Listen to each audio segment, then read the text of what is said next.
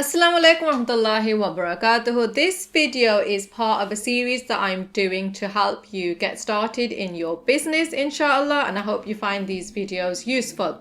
Now, I myself have started my business journey not long ago, so I hope that by giving you some of my top tips and strategies, it can help you in your business, whether you've started or you are still just thinking about it and it's something that you might want. Now, the first and foremost, most important thing as Muslims is to trust and have faith in Allah subhanahu wa ta'ala. And this is so important. It goes without saying, but when you are going out and doing business, it's usually quite a lot of investment on your part in terms of the time, the effort, the money, and it might be that you do not see the results you want to see straight away or over a long period of time.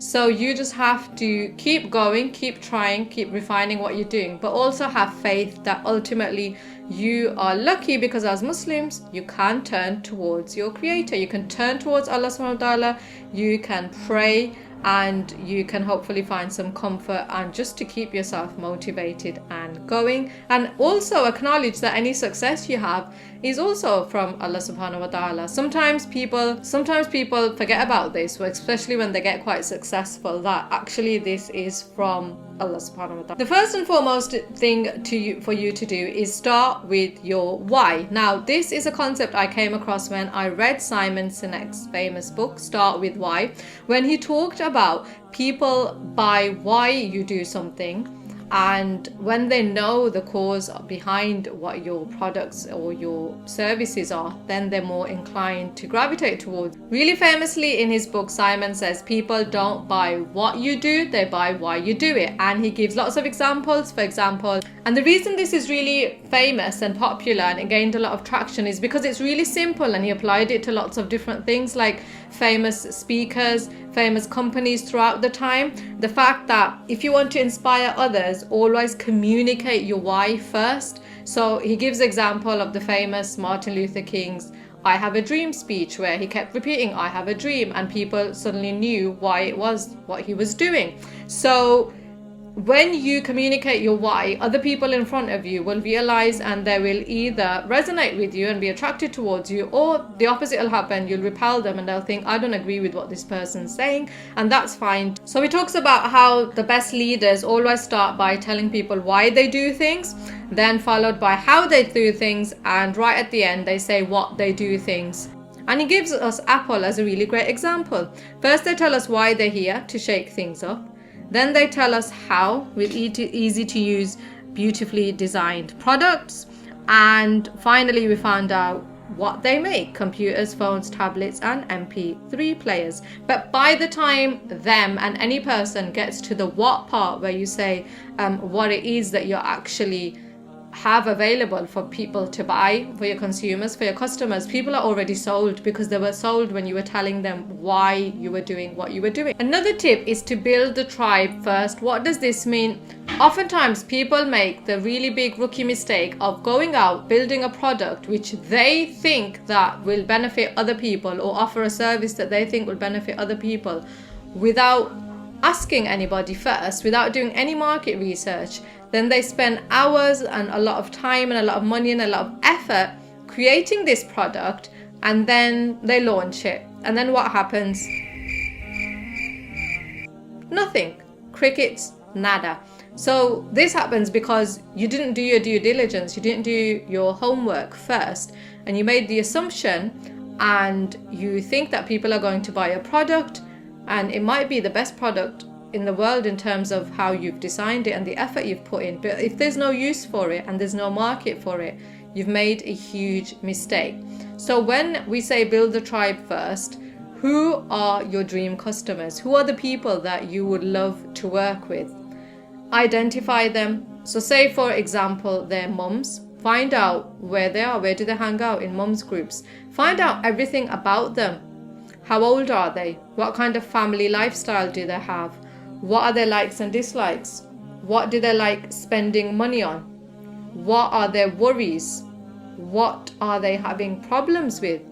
And the more you can find out about them by doing focus groups or interviews or asking these kind of questions or just hanging around with them, and most of them will tell you themselves, you can start to think about what is it that you can do to help them? What kind of products and services can you offer for them? And once you have built your tribe and your tribe trusts you because you have engaged with them over a long period of time, and maybe you've started offering them something for free, so things like classes or even advice or just helpful tips over quite a long period of time, they'll come to trust you and see you as somebody who has some authority and some expertise in your niche.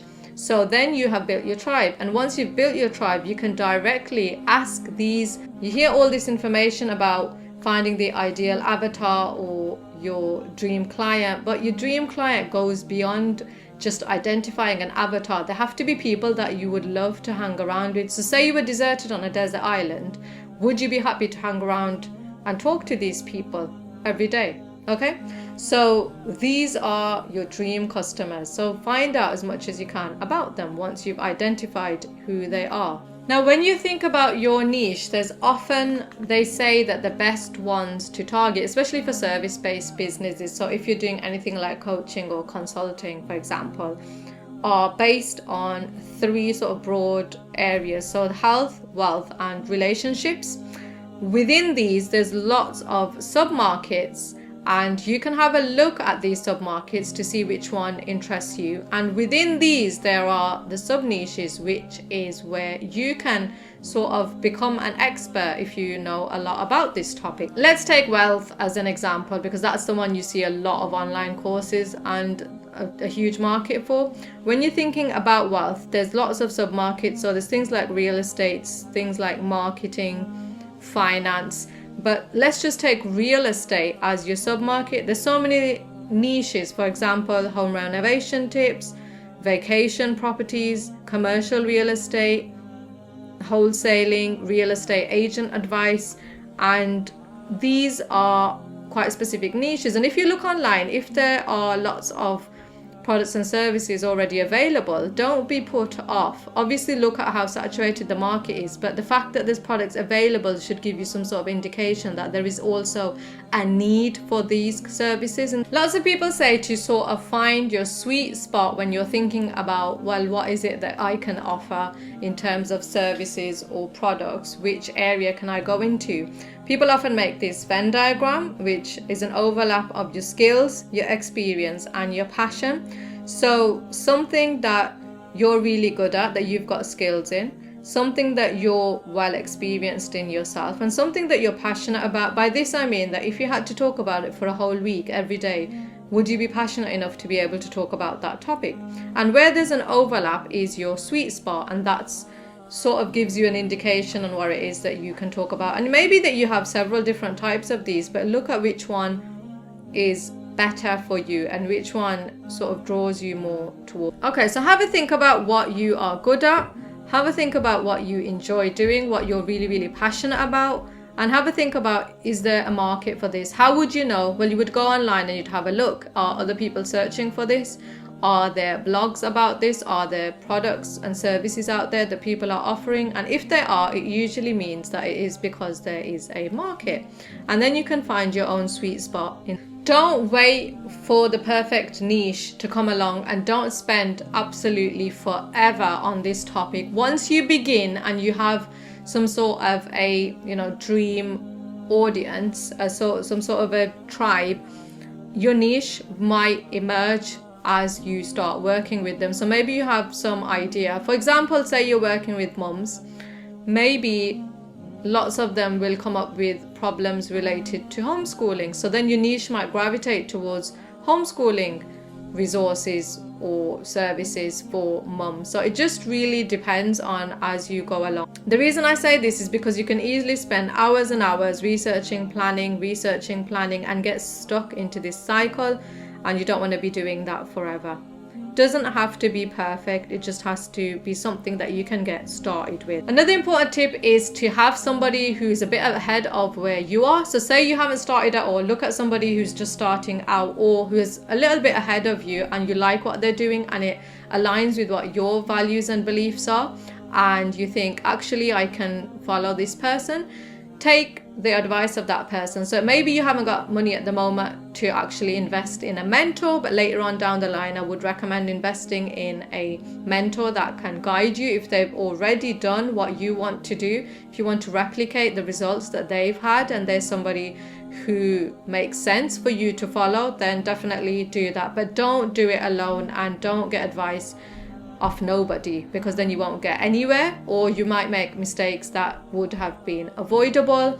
And there is a lot of advice out there. So another thing I would say is don't follow too many people, because as a new beginner, there can be so many different angles and advices when it comes to business that you can just end up feeling really lost and overwhelmed and thinking, who shall I follow? So if there is somebody that makes sense to you, pick a few people and just follow them and go with those. Don't change and pivot, because every time you then find a new person, maybe they'll have completely different advice compared to the previous couple of people, and then you'd be back to square one because you'd just end up feeling confused. Another really important point is to have a proper plan. Make a little business plan to start off with. It doesn't have to be extremely detailed, but you know, I've got a business plan that's gone on about, I think it's 13 pages now, because I was asked to do one in quite a lot of detail for a social enterprise that I'm setting up. So things to think about are, what is your values? What's your mission statement? Go back to the why are you doing what you're doing? What's your vision for your business?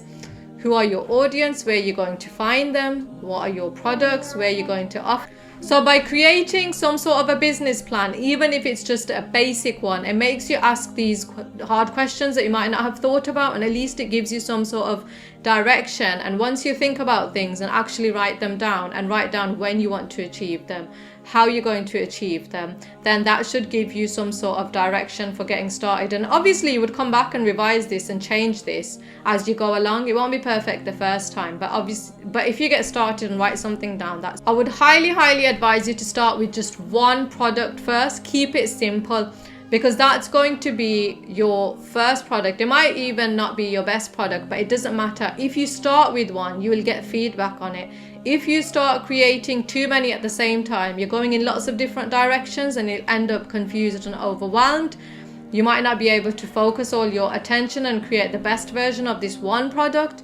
Iterate the product, change it as people use it, ask them for feedback, ask them what else they might have liked you to do, whether that's a service-based product, whether that's a course, whether that's coaching, whether that's a physical product that you've made and you're selling to them. And once you can change it and add more and more value to it and make it better, then you will hopefully have the best version of that product, and it should do well for you. Be prepared to face some criticism. This one is really important. You have to have some thick skin when you're going out there and you're putting yourself out there where there is public going to see what you have to offer. Not everybody is going to agree with you, and not everybody is going to want your product, and that's okay. Those are not your audience. If you spend all your time looking at negative comments or negative feedback, then you won't really get anywhere. And sometimes people will do it because they genuinely want you to do better, so they might have some constructive criticism, and sometimes people will just criticize because they have nothing better to do. But it's the reality that all business owners face. So, you know, if people aren't happy with what you're doing or how you're doing it, you have to be prepared to accept some level of criticism. You don't need a huge market to get started. That is a myth. You can even start off with a really small focus group, as long as you're offering them something that they desperately need. There are a lot of people who have been successful just by starting out with a small group of people, you know, less than 100 people, because they had something to offer and those people needed something and they were willing to pay for it. So don't come under the illusion that you're going to spend years and years building up a huge amount of people before you can offer anything. If you don't offer anything, you won't know. So it doesn't matter, just get started. Think about what's your USP. USP in the business world is known as a unique selling point. Why is your product different? Maybe you can offer an edge, a competitive edge that your competitors don't have. Maybe you have lived the experience of those people, so you can come in from that angle and say, actually, I've experienced this, so I know exactly where you're coming from. Maybe you have something a little bit different, but just think about how is it that you stand out from the crowd, and how what you've got is going to be a little bit different and the best solution for those customers. Keep communicating with your audience, with your tribe.